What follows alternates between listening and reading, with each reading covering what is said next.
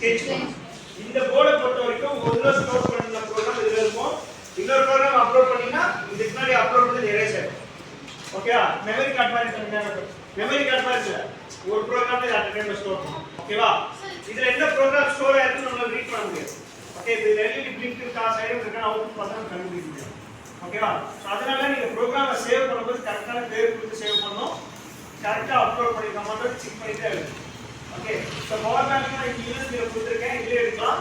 இல்லாட்டி battery adapter connect பண்ணி இதுல எடுக்கலாம். இந்த பேட்டரி போர்ட் இல்லையா, இதுல எடுக்கலாம்.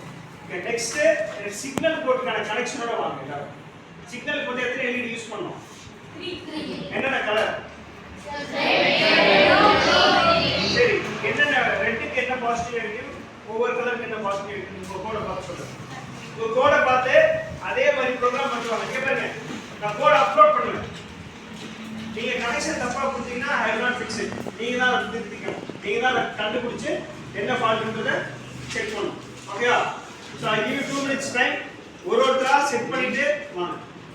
எல்இடி ல சரி, டிராஃபிக் கோட்ல எத்தனை எல்இடி